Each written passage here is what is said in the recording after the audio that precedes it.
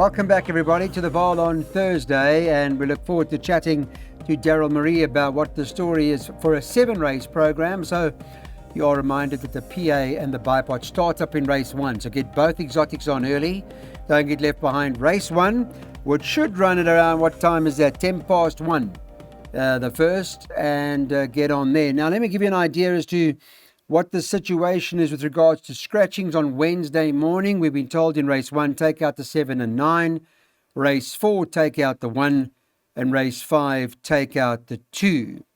And a change of rider, race 7, number 8. Now, Samo Berthia will be riding the 8 horse in that last race on Thursday. Betway this morning have got them at 7-20. That is for Paulie Matchett's horse, number 5, Red Light, Green Light, is priced up at that price. Calvin Habib has taken the ride. 6 World Over is next best in at 5-2. And then it's 10-1 and better about the balance. So market indicating a 1-horse race, Daryl. Clyde. For this meeting, we were singing Vera Jacques. You were singing Palace. Was it Palace? What's that horse that won? Prince. Palace of St. John's. And he's in for next week up the Vaal Straight again, Clyde.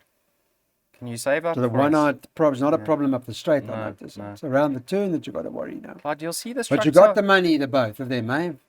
Ferro Jacques, why would I have backed it? I sang it to you. Oh, well done. You wouldn't back it. All right, so what's the story, the opener now? Are we banking this odds on? You'll see the structure of my perms are just mainly 2 horses per leg, Clyde. So what I've done, because I've seen quite a few messages going around recently saying presenters are tipping the field. And so I've just given my top 2 choices over here, Clyde. But are you playing to beat this in the bar pot? No, I'm not. I'm banking this. in the bar pot. This is the bar pot and the PA. It's the first leg of the bar pot and the PA. He's a natural banker, Clyde. Okay. Unlike the one we banked yesterday, which we shouldn't have, because it was a maiden handicap. Oh. And I think he also got reshot at the start. But the writing was on the wall.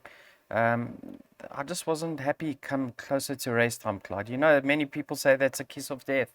But surely I expected him to run second at worst. Those were my words. Yeah. Red Light, Green Light. Have a look, Clyde. He's had 3 starts to date. 2 of them have been against winners.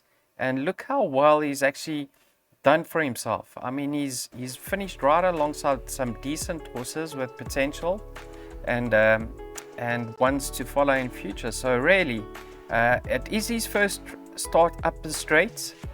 I think that won't pose any factor. And he'll be given a chance by Calvin, and really, if he misses the top 2 this time, Clyde, I'm taking a break from weighted to win. Number 6, World Order. You can see his form line wasn't really done any favors, with Olympic Gold finishing a soundly beaten second at the Vaal on Tuesday behind Ferro Jacques. So yes, banker number 5 in the opening leg of the PA and the bipod. Okay, we've shown you the bipod. There's the PA. Make sure you get both of them on.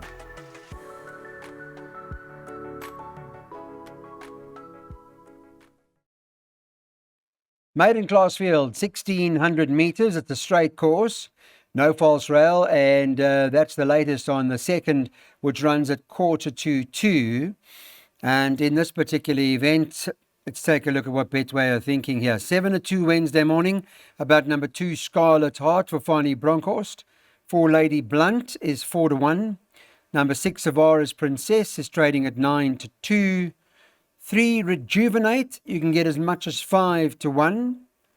Number 7 Sapphire Sun is trading at 7-1, 8-1 the 10 on the card, Hubertus Hunt, and then 10-1 and better about the balance.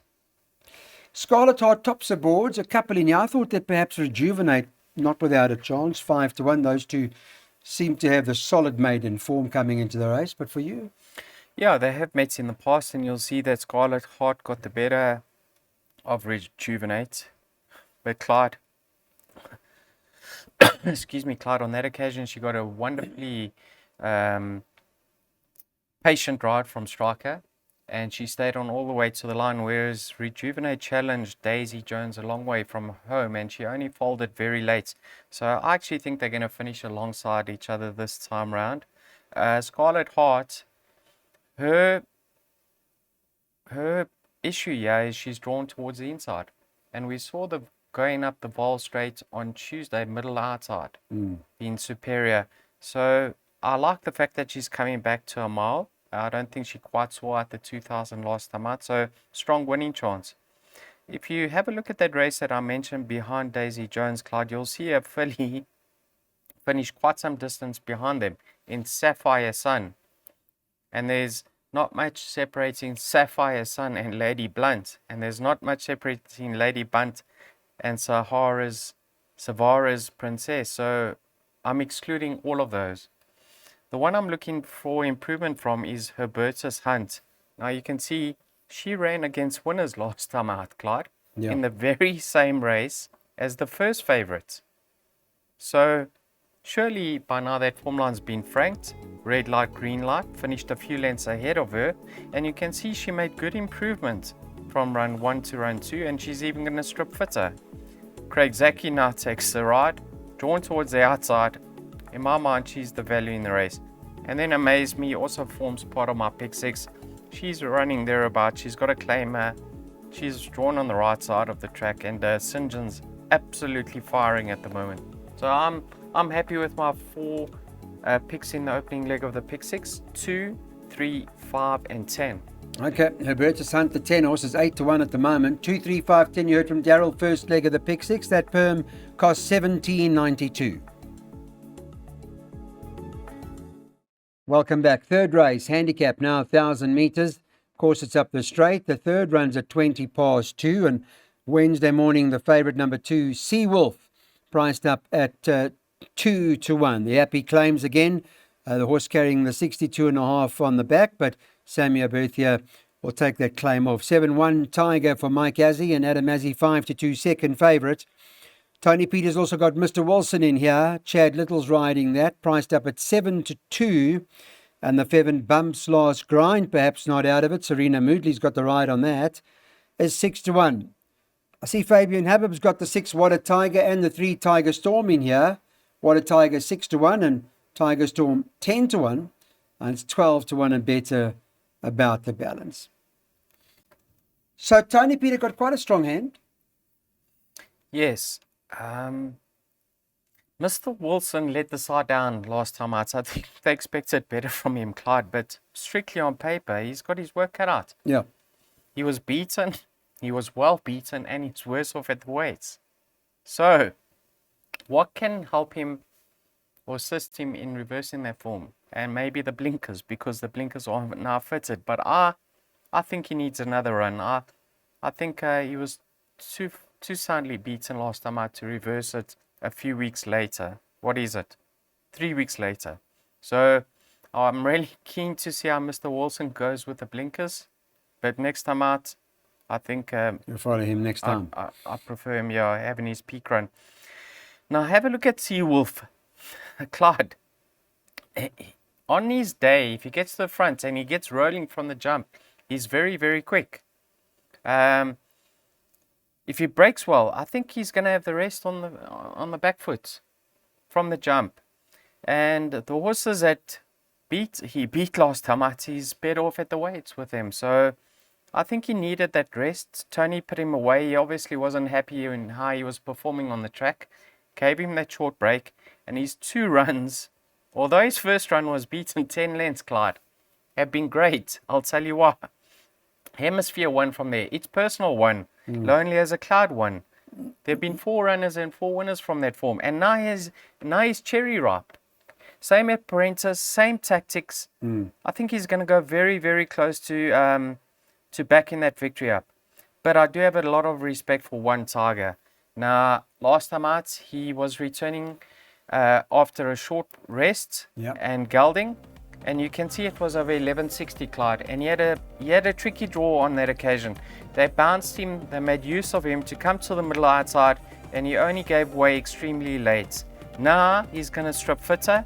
Probably at this stage of his career, he's better over 1,000 meters, and the cheek pieces go on. So in my mind, the tactics over here will be to latch onto the apprentice Seawolf, certainly not cutthroats.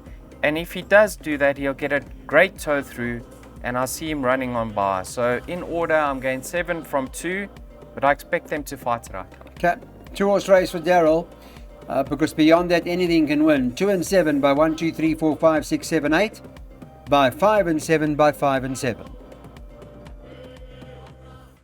Back with us, race number 4. Take out number 1, just the two of us. That's not running. And what else is there to report on this race? Nothing in particular, not at this stage anyway. Other than telling you about the betting, where Faithful Naya was an impressive winner of its last start as the 16-10 favourite, Tony Peter and Callan Murray, the team up here. 2 Global Thunder, 22-10. 7 Valiva is 11-2. 11-2 the next horse in, 8 Clarewood Rose. I can quote them all for you. 6 Nera is at 15-2. 5 Aralina is at 10-1. And there's one other in here. 3 Virginia Beach, the other Tony Peter horse, who's at 14-1. Yeah, so you've got to say Faithful Naya was very impressive that last start in the manner that it won. Yeah, she caught the handicapper's eye because I think she got the max pound penalty of 6 or 3 kilograms, and she may prove to be better than her current rating, Clyde. But there's some fillies and mares in here that are in good form and will give her a run for her money. I mean, Virginia Beach is coming down in the ratings all the time, and she's having her cherry ripe run. Some improvement last time out when they changed tactics with her. Global Thunder keeps going up in the ratings and keeps holding her form. I know she's got it more to do here because she's badly out at the weights with several, but Calvin knows what she's about. He's more experienced, and she's a straightforward type of filly. If she breaks well, she'll be up on the pace, and she's very fit and the stable's firing. Nera's having her first run for Mr. Matchett. Let's see how she goes. Aralina on her day is very, very capable. And Valiva, Clyde, I don't think the race was run to suit last time out. I believe this filly's better with some cover. And there's quite a bit of pace in this race. And I'm sure Serena will just give her a chance and she'll be flashing up late. Clarewood Rose, I don't know if you touched on that, but there is a form update. And she finished alongside the winner in its personal, beaten less than a length. And she's been victorious up the, well, not on this track, but up the Vaal Straight on the classic track. Let's see how she goes, Clyde, if she stands her ground. Yeah, I think I certainly won't be surprised if Faithful Naya trots up again. Yeah. But I do believe she's got a race on her hands over here because you can make a case for each and every one of these runners. Okay, so you're going open up this race, the first leg, open up the last leg, and then 2-horse race in between.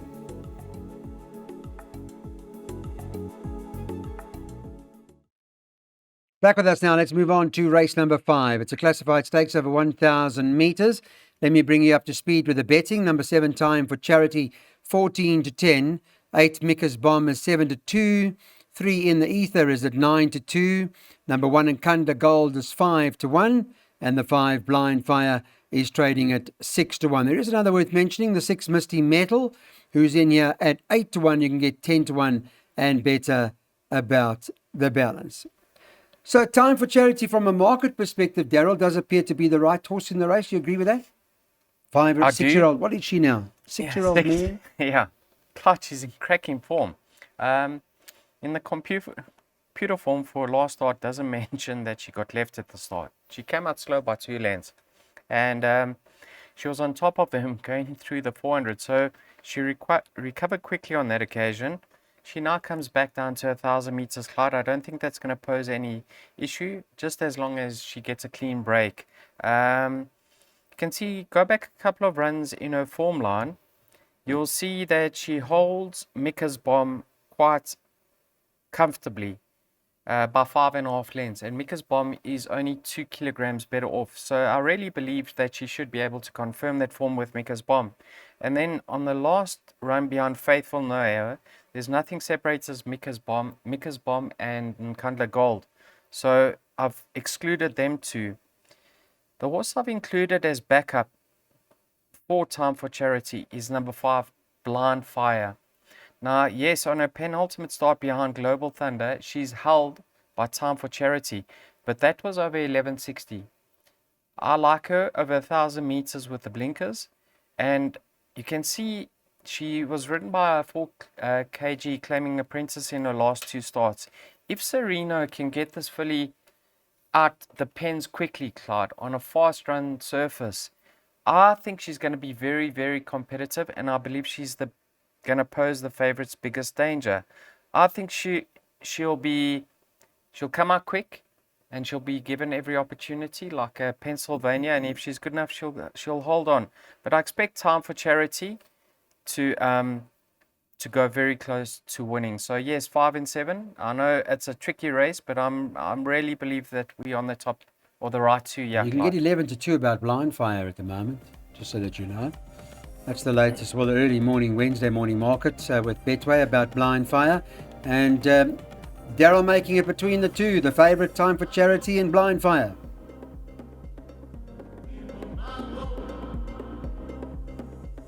Seventh race on the card. Let's take a look at this handicap, fillies and mares, 1,800 metres.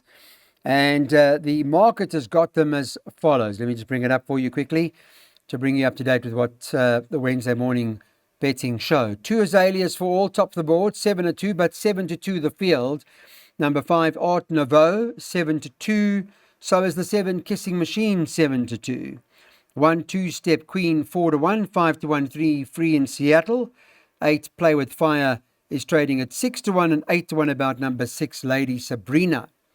And they are betting 10-1 and better about the balance.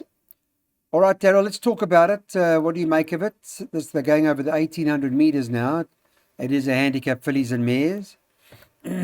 So I think in your pot you had 2 horses, didn't you? Yeah. What the same can be said about this race as the previous race, Clyde. I've only included my top 2 choices, namely number 5, Art Nouveau, and number 7, Kissing Machine. But the race doesn't stop there. I mean, how can you write off 2-Step Queen, Azaleas for all, Free in Seattle? I mean, they all got chances. Play with Fire. They must all have a chance, Clyde. Am I right? Yeah. But we're trying to make a bit of money and recover from the vaal out on Tuesday, or at the vaal on Tuesday. It wasn't a great day.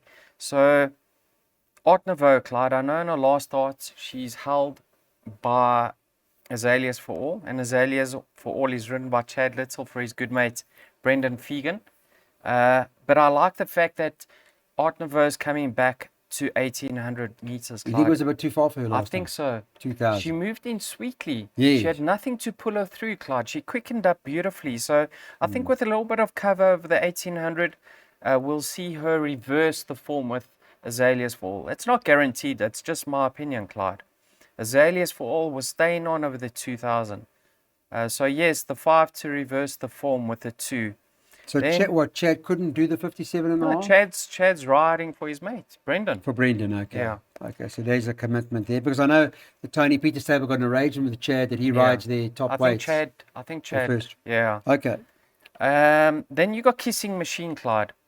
Last time out, we liked her chances. And she ran a cracker. If you go back to her penultimate start, her second run after rest, she was just under a length behind 2-Step Queen. I think she was still in need of that run. And she's got a chance of reversing the form. So I think she's going to set the record straight over here. Take note, there is an equipment change, and I don't know too much about it because I don't see any respiratory noises being reported, but a tongue tie gets fitted for the first time.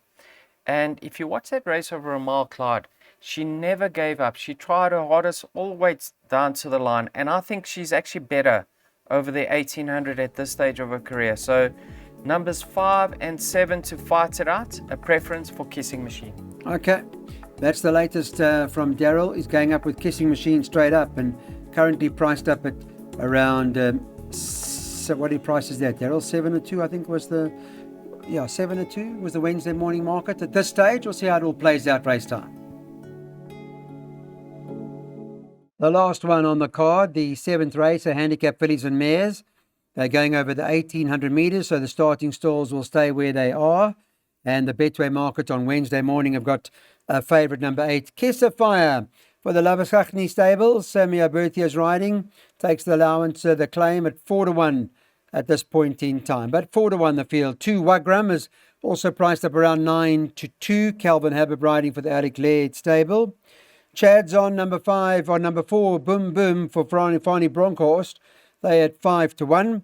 And number 7, Cartagena, Heather Adamson's runner. Raymond Daniels are riding at 5-1. 11-2 about 3 Anne with an E. And then what's after that? 6-1 and better about the balance. But quite a few in with a chance here. Wagram coming back in trip 2 over the 1800 meters. This particular start, Calvin, I see he's ridden her before, but quite some time ago. He's back on her now. So she the horse to beat or not? I'll give her a chance. I think she's proven so disappointing that the connections have opted to slap a set of blinkers on her for the first time. So if they can assist her, Clyde, I can see her featuring here. Let's hope it does. Then you got, I'll go in order, Anne with an E. Have a look at her form line, Clyde. Her 4 worst starts to date, well, that we can see in the computer form, have all been on the inside track at Turfentine. Have a look at her form at the Vaal. Over this course and distance, she hardly ever misses the money. So, yeah, she's back at the Vaal. She's got a neat draw. Callan rode her last time out. He got a feel of what he can expect this time round. And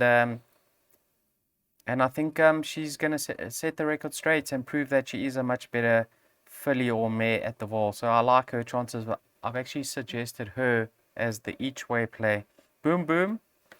She's only contested 1 race over 1800 in the past, Clyde. She's actually gone 2000 early on in her career. She ran just behind Olivia's way, beaten a length and a bit. Yeah, she stays on all the way down to the line.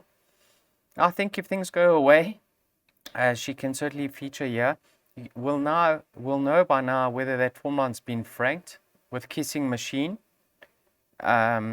She's my second choice, Boom Boom. I liked her effort last time out. I thought that was the race wasn't run to suit because Musi controlled the pace up front, and she was at the back of the field, so she did well to finish within 3 lengths.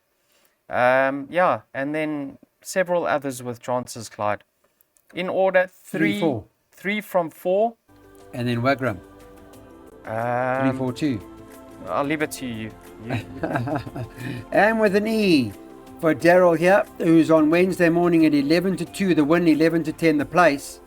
That's the latest about our last race on the card. Hopefully you can get and use that in the trifectas and quartets and get some money.